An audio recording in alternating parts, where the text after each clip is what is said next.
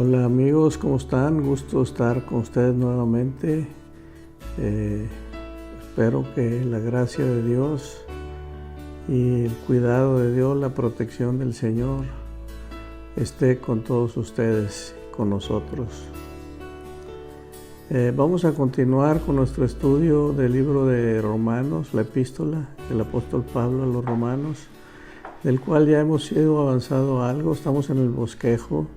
Los primeros capítulos vimos que habla acerca del pecado, cómo es que el hombre se apartó, no le reconoció, cayó en pecado y fue abandonado a cometer toda clase de inmundicias, etc. Después, en los capítulos siguientes, del 3 en adelante, hablamos de la salvación, la iniciativa de Dios para la salvación al hombre. Después vimos en los capítulos 6 al 8 la separación en el cual morimos al pecado, vivimos para Dios, morimos a la ley, vivimos a la gracia, y morimos a la carne y vivimos al Espíritu. Después en el bosquejo vimos el punto número 4, que es la seguridad que la palabra nos da, en el sentido de que nada nos podrá apartar del amor de Dios que es en Cristo, ni la muerte, ni la vida, ni los demonios, ni los principados, ni ninguna otra circunstancia, ni ninguna otra persona nos podrá separar. Pero hace énfasis que ni la muerte, ¿sí? Y hoy vamos a ver el capítulo 9, un tema muy interesante que habla sobre la soberanía de Dios. Dios es soberano sobre todas las cosas. No hay nadie encima de él, ninguna persona, ninguna autoridad, ningún ser existente está sobre Dios en cuanto a lo que él hace, a sus decisiones, a su comportamiento. Y sobre eso vamos a ver que habla de la soberanía de Dios en los capítulos 9, 10 y 11, y ya toca mucho el punto de Israel. Habla en el capítulo 9 que Dios escogió a Israel. La humanidad estaba perdida, entonces no existía el pueblo de Israel. Dios escoge a un hombre pagano llamado Abraham y dice que de ahí va a formar un pueblo, el cual será tan grande como las estrellas, que no se puede contar, como las estrellas del cielo, que no se puede contar como la arena en el mar. Entonces empieza a tratar de eso. Y el apóstol Pablo, pues él era judío, y él se preocupaba por su pueblo, los judíos, y empieza a hablar aquí ya en el capítulo 9 sobre este tema. Y vamos a leer, recordemos que estamos viendo el libro de Romanos capítulo 9 y lo estamos leyendo en la Nueva Traducción Viviente, que es una traducción en un lenguaje más actualizado. Y vamos a ir a Romanos 9 del 1 en adelante. Y dice el 1: Con Cristo de testigo hablo con toda veracidad. Mi conciencia y el Espíritu Santo lo confirman. Versículo 2. Tengo el corazón lleno de amarga tristeza e infinito dolor. 3. Por mi pueblo, mis hermanos judíos. Yo estaría dispuesto a vivir bajo maldición para siempre, separado de Cristo, si eso pudiera salvarlos. Ellos, o sea, el pueblo judío, son el pueblo de Israel, elegidos para ser los hijos adoptivos de Dios. O sea, Dios los eligió. Él les reveló su gloria, hizo pactos con ellos y les entregó su ley. Les dio el privilegio de adorarlo y de recibir sus promesas maravillosas. Abraham, Isaac y Jacob son los antepasados de los israelitas, y Cristo mismo era israelita en cuanto a su naturaleza humana, y Él es Dios que reina sobre todas las cosas y es digno de eterna alabanza. Hasta ahí nos habla Romanos 9 del 1 al 5, nos habla de ese concepto. Dice, Dios escogió a ese pueblo y no lo escogió por buenos, sino al contrario, es un pueblo terco, idólatra, desobediente, rebelde, etc. Pero Él lo escogió. Por eso hablamos de que Dios es soberano.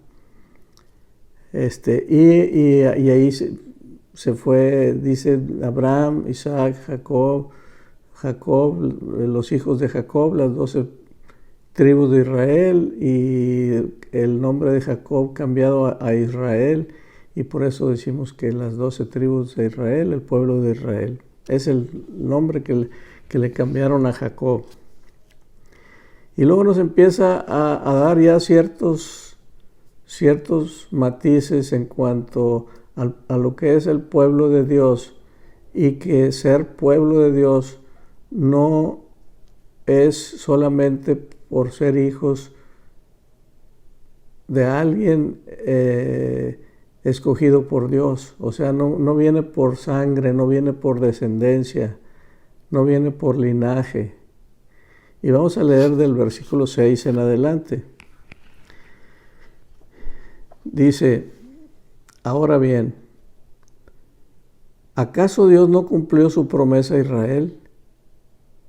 Dice, no, porque no todos los que nacen de la nación de Israel son en verdad miembros del pueblo de Dios. Wow. No todos los que nacen en la nación de Israel son del pueblo de Dios. Versículo 7 dice, ser descendientes de Abraham no los hace verdaderos hijos de Abraham, pues las Escrituras dicen, y menciona una porción del Antiguo Testamento. Dice, Isaac es el hijo mediante el cual procederán tus descendientes, aunque Abraham también tuvo otros hijos. 8. Eso significa que no todos los descendientes naturales de Abraham son necesariamente hijos de Dios.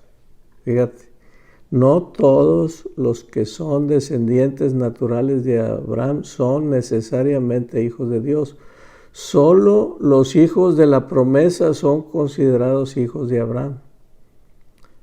¿Cuál es la promesa? Dice 9. Pues Dios había prometido, otra mención al Antiguo Testamento, volveré dentro de un año y Sara tendrá un hijo. Abraham de cerca de 100 años y Sara probablemente cerca de 90 o más de 90 años. Y dice, volveré dentro de un año y Sara tendrá un hijo. Ahí está la promesa. Dice, este hijo fue nuestro antepasado Isaac. Cuando se casó con Rebeca, ella dio a luz mellizos. 11. Sin embargo, antes de que nacieran, antes de que pudieran hacer algo bueno o malo, ella recibió un mensaje de Dios, Rebeca, que estaba esperando mellizos. Este mensaje demuestra que Dios elige a la gente según sus propósitos de Dios.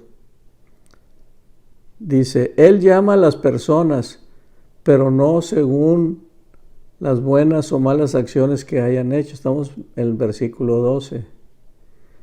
¿Y qué se le dijo? Ese mensaje, tu hijo mayor servirá a tu hijo menor. Aunque eran mellizos, pues uno nace primero y otro después, uno es el mayor y otro es el menor. Dice versículo 13, como dicen las Escrituras, amé a Jacob, pero rechacé a Esaú. Esaú nació primero. Pero dice, el mayor servirá al menor. Ahora, cuando vemos este tipo de cosas y que las entendemos, quizás no las comprendemos o nos preguntamos por qué Dios hace eso. Y Pablo lo trata aquí en el versículo 14. Dice, ¿estamos diciendo entonces que Dios fue injusto? Por supuesto que no. Ya Dios lo había dicho. Dice el 15, pues Dios le dijo a Moisés, tendré misericordia de quien yo quiera y mostraré compasión con quien yo quiera. O sea, la soberanía de Dios. Dice el 16, por tanto, es Dios quien decide tener misericordia. No depende de nuestro deseo ni de nuestro esfuerzo. 17, pues las Escrituras cuentan que Dios le dijo al faraón, ¿se acuerdan cuando en Egipto? ¿Y qué le dijo Dios a faraón? Cita, te he designado con el propósito específico de exhibir mi poder en ti y dar a conocer mi fama por toda la tierra. Fíjese lo que le dijo a faraón, yo te hice rey, pero con un propósito de dar a conocer mi poder y que sea conocido en toda la tierra. 18. Así que, como ven, Dios decide tener misericordia de algunos y también decide endurecer el corazón de otros para que se nieguen a escuchar. 19. Ahora bien, ustedes podrán decir, ¿por qué Dios culpa a las personas por no responder? ¿Acaso no hicieron sencillamente lo que Él les exige que hagan?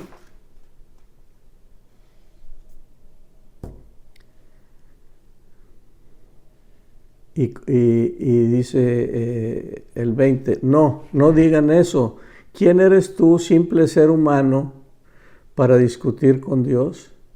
¿Acaso el objeto creado puede preguntarle a su creador, ¿por qué me has hecho así? Cuando un alfarero hace vasijas de barro, no tiene derecho a usar el mismo trozo de barro para hacer una vasija de adorno y otra para arrojar basura, o sea, para hacer un basurero.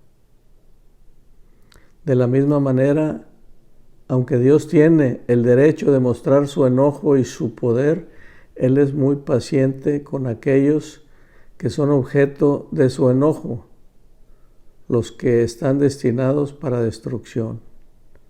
Lo hace para que las riquezas de su gloria brillen con mucha más intensidad sobre aquellos a quienes les tiene misericordia, los que preparó de antemano para gloria.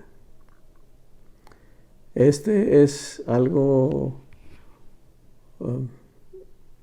que me hace recordar lo que una vez un pastor comentó. A Dios se le puede entender, pero no se le puede comprender. O sea, sí entendemos lo que está diciendo, que a uno se elige para darle su misericordia y a otros se endurece para que no reciban el mensaje. Sí lo entendemos, lo comprendemos. Llegan preguntas, ¿por qué, Señor? La realidad es que si Dios no salvara a nadie de la raza humana, no sería injusto. Y Él decide dar misericordia al que Él quiere. Dice aquí Romanos, estamos hablando, no son mis conceptos, sino es lo que dice la Escritura, lo que dice el Espíritu Santo a través del apóstol Pablo en esta carta. Y vamos al versículo 24, estamos en el capítulo 9 de Romanos. Dice, y nosotros estamos entre los que Él eligió, ya sea del grupo de los judíos o de los gentiles, o sea, los no judíos. Con respecto a los gentiles, Dios dice en la profecía de Oseas, a los que no eran mi pueblo, ahora los llamaré mi pueblo, y amaré a los que antes no amaba. Está hablando de los no judíos, de los gentiles. Y también dice en otra parte, dice, en un lugar donde se dijo, ustedes no son mi pueblo, ahí serán llamados hijos del Dios viviente. Es con respecto a los no judíos y con respecto a Israel, dice el versículo 27, con respecto a Israel, el profeta Isaías clamó, aunque los hijos de Israel son tan numerosos como la arena de la playa, solo un remanente se salvará. 28. Pues el Señor ejecutará su sentencia sobre la tierra sin demora y de manera terminante. 29. Y lo mismo dijo Isaías en otro lugar.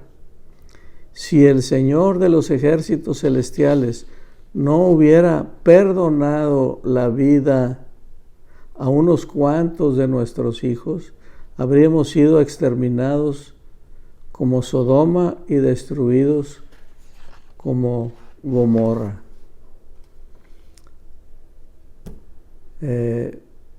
Ahí está por medio la incredulidad de Israel. Dice el versículo 30.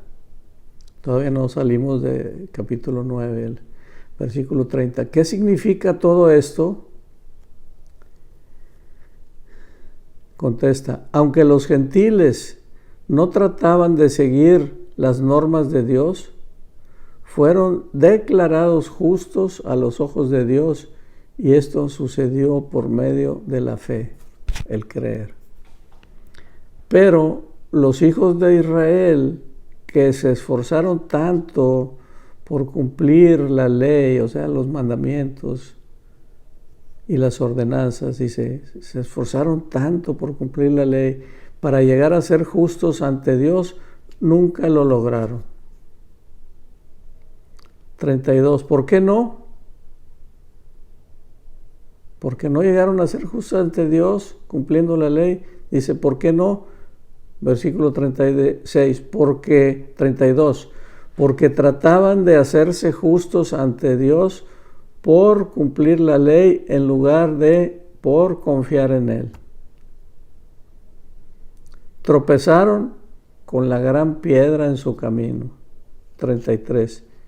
Dios se lo advirtió en las Escrituras cuando dijo, pongo en Jerusalén una piedra que hace tropezar a muchos, pero todo el que confíe en Él jamás será avergonzado.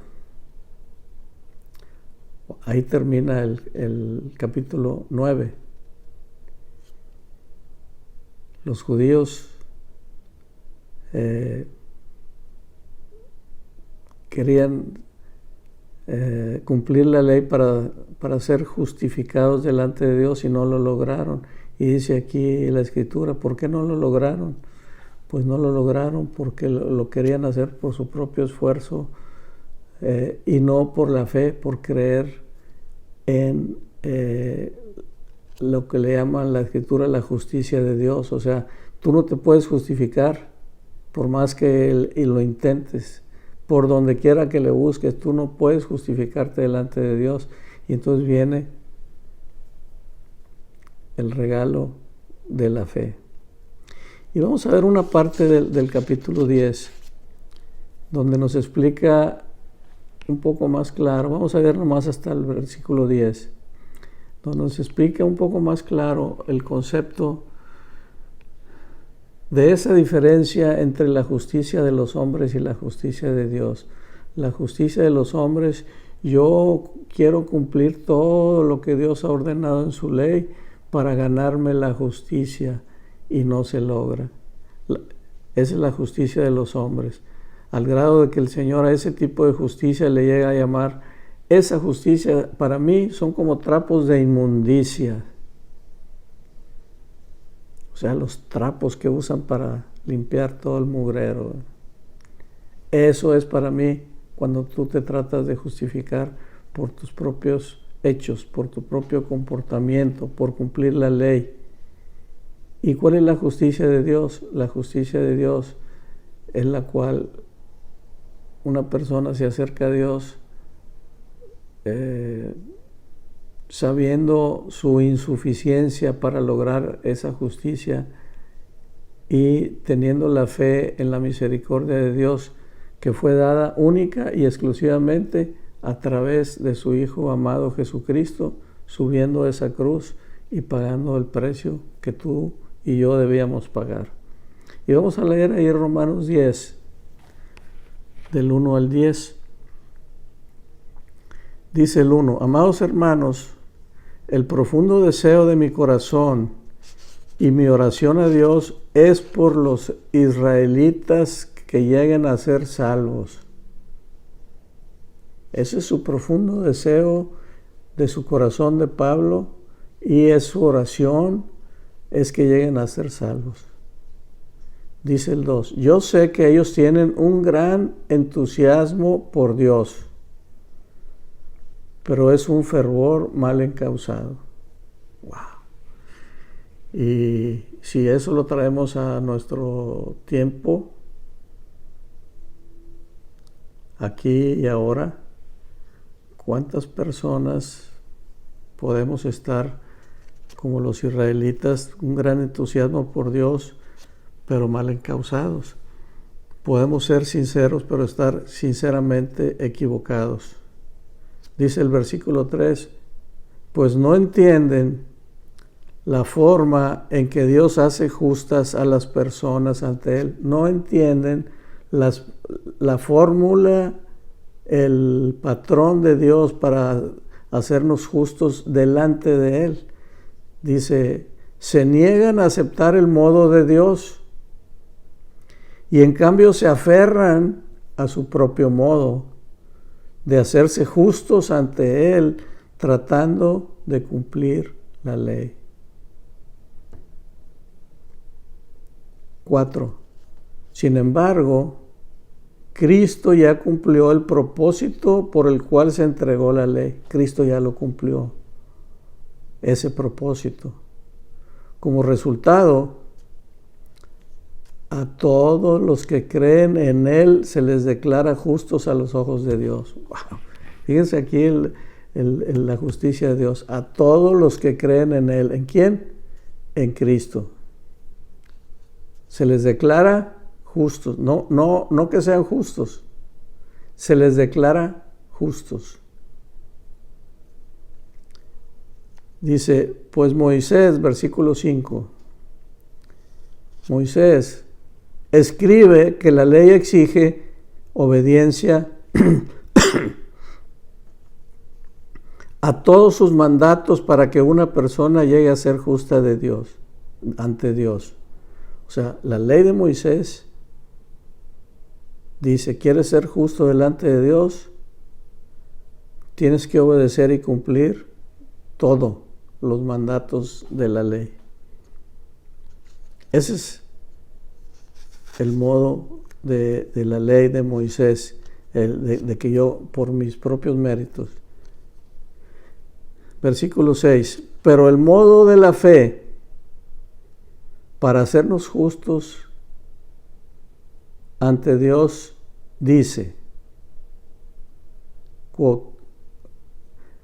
no digas en tu corazón, ¿quién subirá al cielo para hacer bajar a Cristo a la tierra? Ni tampoco digas, ¿quién descenderá al lugar de los muertos para volver a Cristo de nuevo a la vida? Eso no digas.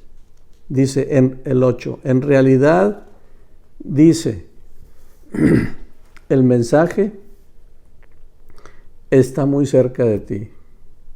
El mensaje está muy cerca de ti. Está en tus labios y en tu corazón. Está en tus labios y en tu corazón. Y este mensaje es el mismo mensaje que nosotros predicamos de la fe. 9. Si confiesas con tu boca que Jesús es el Señor,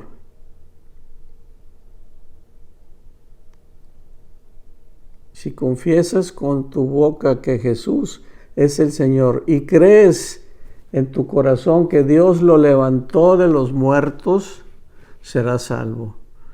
Pues por creer en tu corazón, eres declarado justo a los ojos de Dios, y por confesarlo con tu boca, eres salvo. Versículo 10. Fíjense cómo aquí el Espíritu Santo nos habla muy claro de ese concepto que necesitamos irnos quitando de la cabeza, de que yo me puedo ganar la salvación por lo que hago, por ser bueno, por ir a las iglesias todos los días, por hacer buenas obras, por darme golpes de pecho, por irme a vivir a un convento, por irme a vivir a un monasterio, por cualquier cosa. Eso es tratar de justificarme por mi comportamiento, dice, y el que lo busque por ese lado nunca lo va a lograr, dice aquí. Por eso el pueblo de Israel no lo ha logrado. A menos que algunos, aún del pueblo de Israel o no de Israel, se acercan a Dios diciendo: Señor, he tratado de cumplir, pero sé que no he cumplido. Así es que yo me acerco a ti humildemente, me acerco a ti confesando que no soy capaz de justificarme delante de ti y pidiendo tu misericordia para que la justicia que tú das, aun siendo yo imperfecto, sea imputada hacia mí. Y fíjense que nada más da dos condiciones. El versículo 9. Si confiesas con tu boca que Jesús es el Señor, esa es la primera condición. Si confiesas con tu boca que Jesús es el Señor. ¿Qué quiere decir eso? Tenemos que recordar qué diferencia hay entre Cristo y Jesús. A veces creemos que es lo mismo Cristo y Jesús. Para eso debemos entender el concepto de Cristo.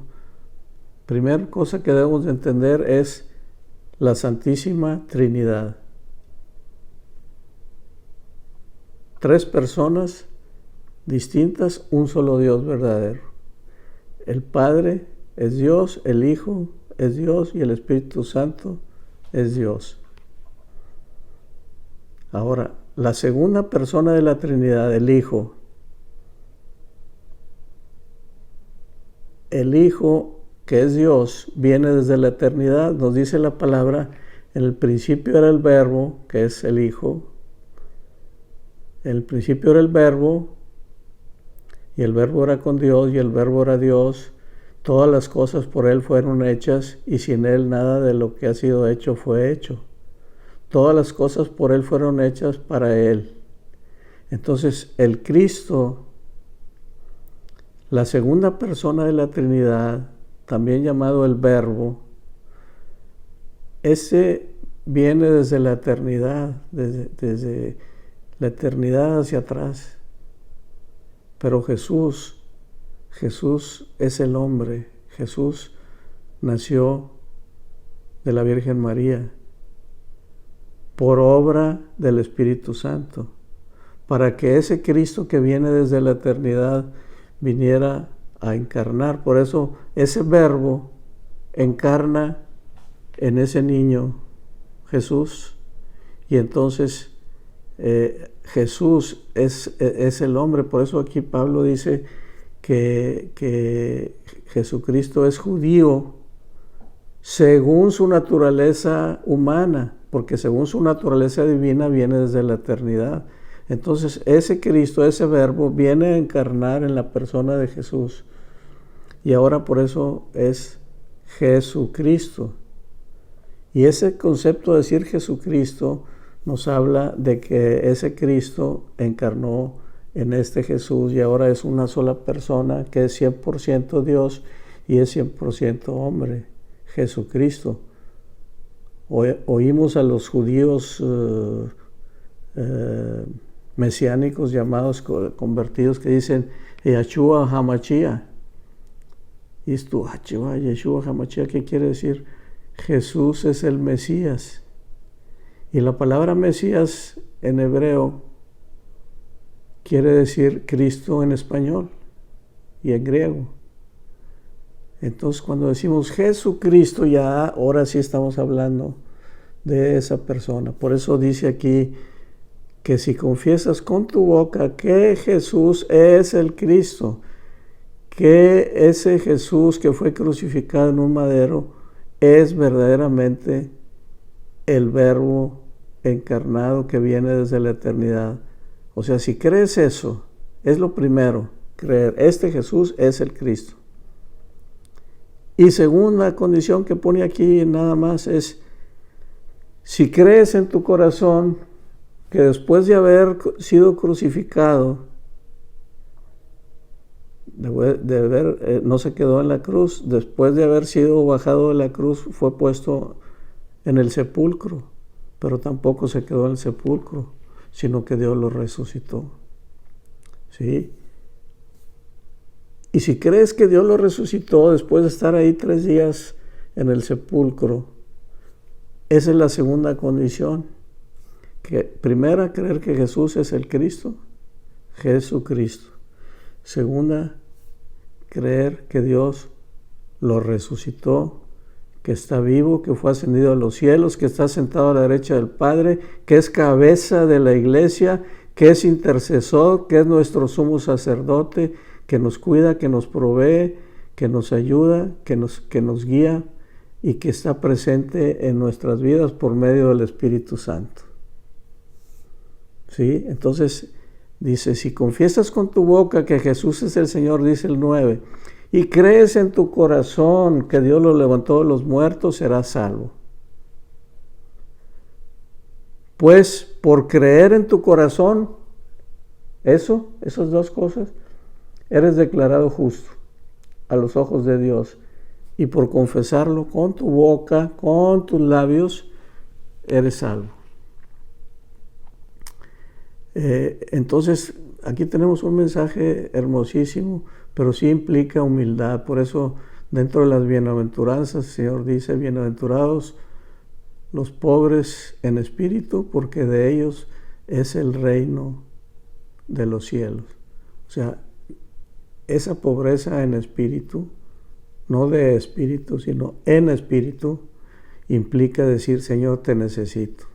Todo aquel que se sienta autosuficiente no entra, no cae dentro de lo que enseña la Escritura. Así es que, bien, yo te invito, si nunca lo has hecho, a que puedas tú entrar dentro de este grupo de personas que se acercan a los pies de Cristo, porque Cristo dijo, todo el que viene a mí yo no le echo fuera.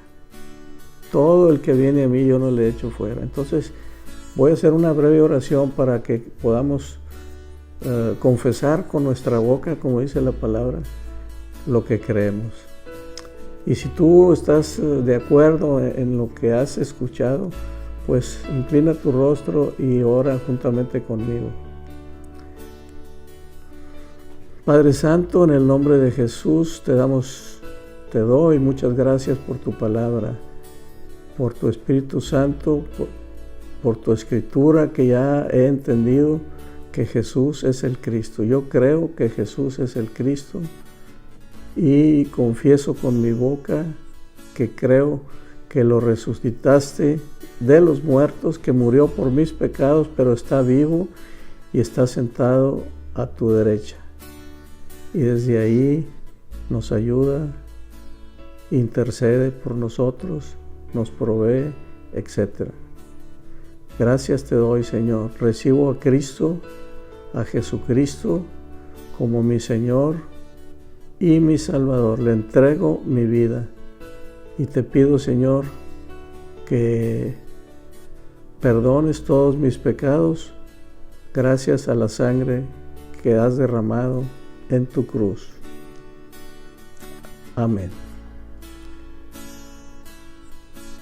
Bien, pues si hiciste por primera vez esta oración, te digo que la Escritura dice que hay gozo en los cielos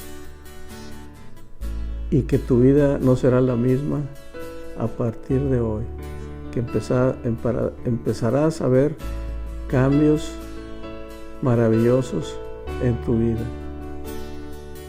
Bien, pues con esto terminamos esta quinta parte del bosquejo del libro de Pablo a los Romanos. Vamos a seguir orando. El Señor te bendiga y la gracia del Señor Jesucristo sea con todos ustedes y nos vemos la próxima.